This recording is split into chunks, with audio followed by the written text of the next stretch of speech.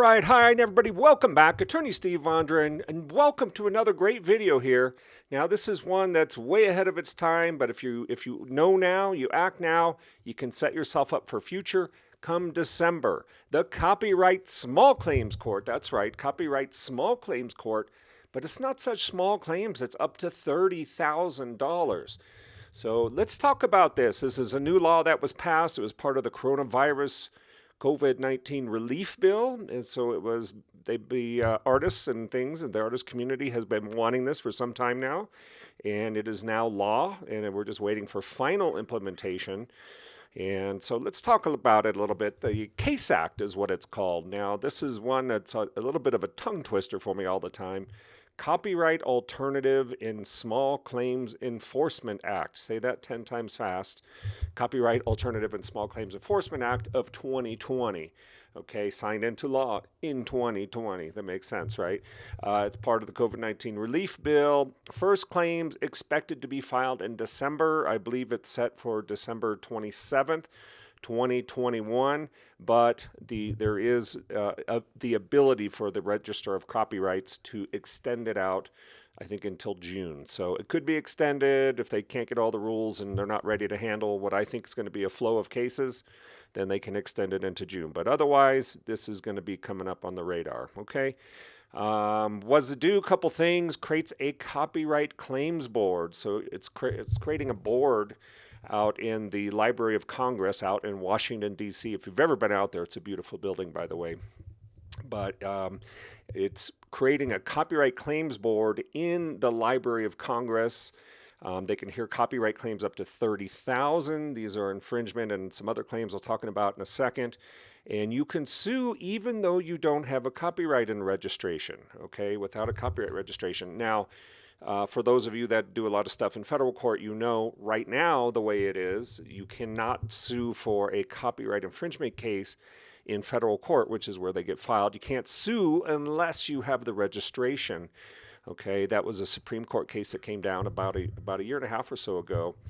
And but in small claims court here, you can sue without the registration. You just have to seek the registration at the same time that you're filing your complaint, okay? So bear that in mind. That's a big difference. It's why I think we're going to see a lot of cases. I think there's a lot of artists and things, musicians, videographers and things that have clips that weren't registered that they know were infringed. With the 3-year statute of limitations, we may be seeing some of these claims in Washington, D.C. in the small claims court, okay? So what else do we have here? I've got about 24 points or so. Number 8, the CCB, the Copyright Claims Board Tribunal. I was just looking at an ad the other day. They're now running ads if you want to go sit on the board, and I think they're $100,000, $200,000 jobs. And very interesting. So, but the CCB Tribunal, as I mentioned, is located in the Library of Congress. The Library of Congress, incidentally, is part of the legislative branch. You know, we have the different branches of government.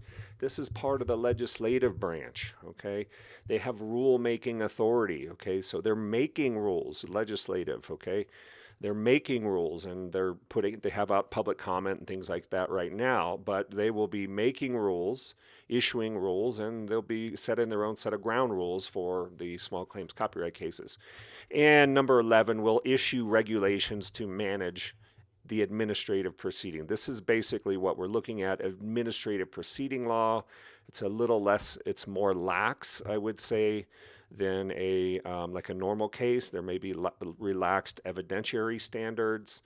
And one thing I noticed is that I didn't see a right to take a deposition, but we'll see. That may be coming out. CASE Act, my prediction, Attorney Steve prediction, mass lawsuits will be filed, tons of lawsuits, tons of complaints, DMCA disputes can be brought here. So I just think it's going to be a heyday for photographers, videographers, authors, artists, app owners. We see a lot of app disputes with our clients, copyright app disputes, and others, musicians, things. Maybe people where your music is being used and sampled and clipped and everything else.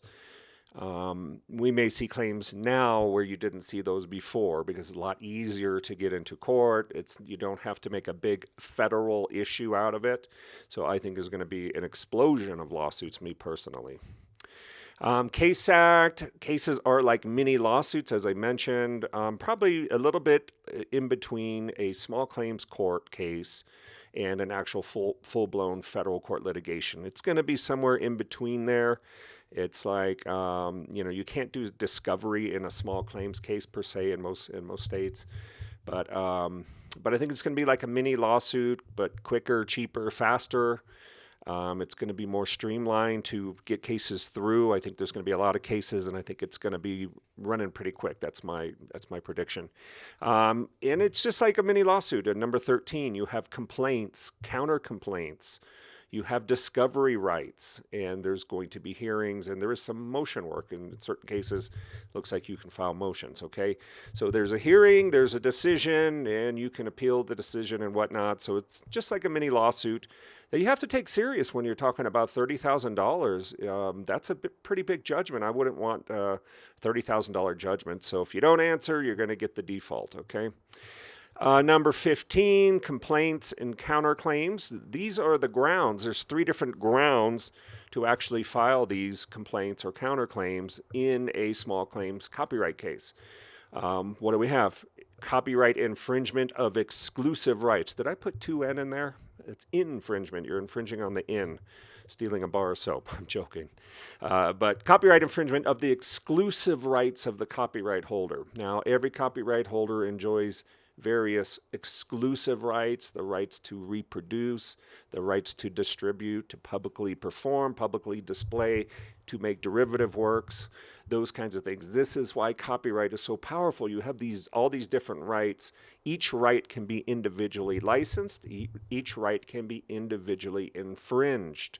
Okay, but a copyright infringement claim, that's probably going to be 95% of the cases, my guess. B, to seek declaration of non-infringement. So this is something you can do in federal court as well. They will have this right here as well. So be bringing a declaration of non-infringement that you're not infringing somebody.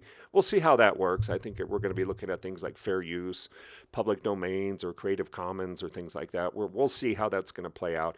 And finally, C, as in Charlie, bad faith in the DMCA process. This happens a lot of times with YouTube. You have somebody tries to take down your video, you counter, you say that's BS. I'm doing it right now with somebody trying to do a copyright claim on a song, and I'm going to post that after I win because I know I'm going to win. So, but you bad faith, what we call the 512F as in Frankfurter, 512F claims, those can be brought as well. So it's really interesting, different grounds that can be brought. I also want to point out a note that cases are posted online. They will be public record. So if you're sued, people will notice this,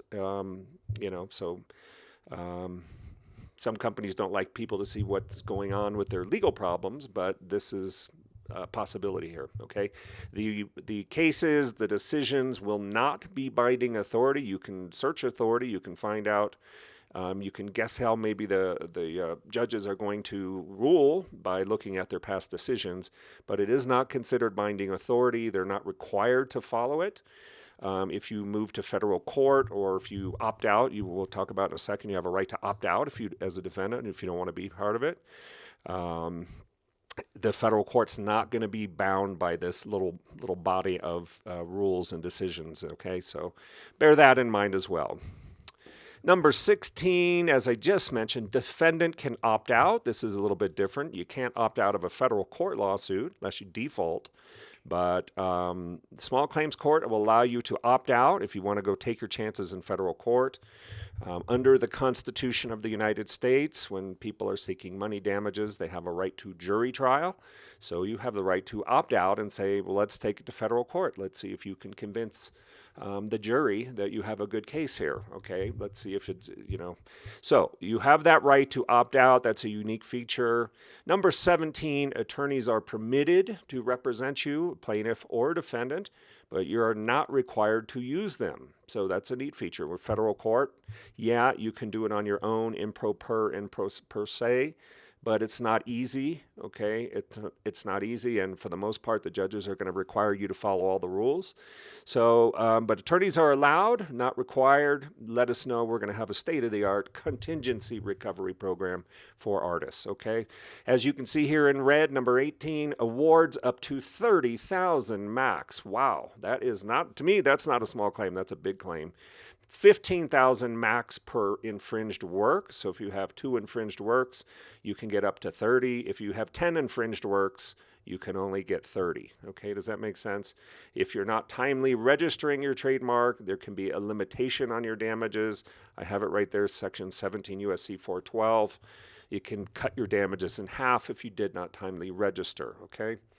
Again, number 19, proceedings to be held electronically. So I'm not sure how that's going to go with the actual hearing. Maybe it's online Zoom hearing. I don't know that that's really been hammered out yet. So we'll have to wait and see. There's going to be some more rules coming, but this is where we're at right now, okay?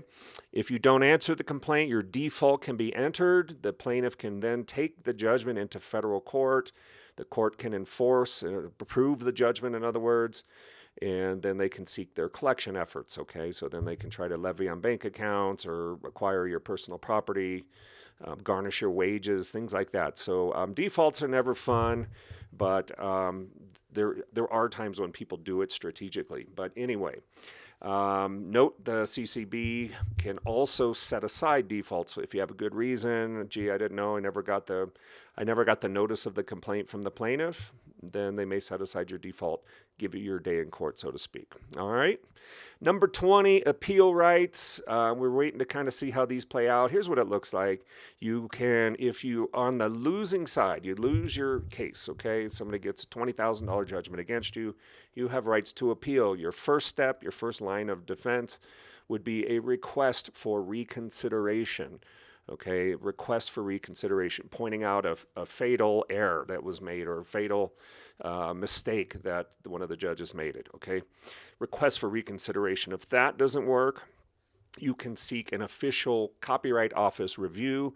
This is a review by the Copyright Office. It's based on the, as you see in quotes, abuse of discretion standard. That's abuse of discretion. So you have to show that one of the judges absolutely abused their discretion, okay? And finally, if you're not happy, you can go appeal in federal court, seek to have a federal court in your jurisdiction vacate, modify, or correct the order, okay? As I noted, 3-year statute of limitations, which is what we've always been dealing with, is in play, okay? So that does not look like that will be modified in any way, shape, or form. Finally, last page, parties acting in bad faith can be hit with attorney fee awards. I think that's up to $5,000. So if you're doing something to bully somebody, that kind of thing, you could be hit with an attorney fee award. So you need to be careful of that. If you're representing yourself, the fee can go up to $2,500. So it's not an attorney fee. You just can hit a fee, almost like a sanction of $2,500. Number 22, discovery. It looks to me like all that's going to be available is more like written discovery, your interrogs, your request for admissions, your request for production of documents. Those are the types of things looks like they're going to allow. And again, I think it's going to be a shortened time frame. We'll see how long they open the window for discovery. Copyright trolls. All right, everybody loves these, right? So there's a lot of companies, I'm not going to name any in this video, that file a ton of lawsuits for like photo or videos being infringed, sometimes jewelry, sometimes designs, things like that. The Copyright Office has not stated whether or not, but it may limit the number of filings. So we'll see if they're going to let the trolls in and let them have a new forum to file hundreds of lawsuits a year. We'll see. And finally, number 24, court can consider all legal and equitable defenses. Okay, so you're going to have all your defenses to infringement available, fair use, independent creation, all kinds of things. So there it is. That is the Case Act. That is the Copyright Small Claims Court, up to $30,000. And this is coming to a theater near you in December. And if it's extended, it would be more like June of 2022, okay? Call us if you need some help. You're an artist, need help defending or bringing an infringement claim. Ask us about our state-of-the-art copyright infringement recovery program, and we'd be happy to talk to you about that, okay? As far as our firm, here you have it. In business since 2004, over 250 federal and state court litigation cases, quite a few, representing both sides, plaintiffs and defendants. Why? We love copyright law, and sometimes people are right and sometimes people are wrong. 75 five-star reviews. Again, contingency program. Most cases, 100% contingency. There may be some cases we have to do a hybrid or whatnot, but call us to discuss. There's our phone number. Thank you for watching. Attorney Steve Vondran, Copyright Small Claims. Have a great day. If you like this video, feel free to share it on your social media networks, and make sure you tell them Attorney Steve sent you, and make sure to subscribe to our channel, okay? Hope you enjoyed this. Attorney Steve out. Have a great Saturday. Bye now.